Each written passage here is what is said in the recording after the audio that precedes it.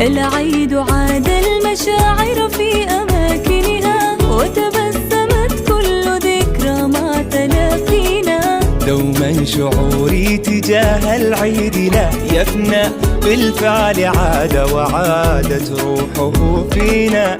هل نخبر الناس أن العيد قد حان؟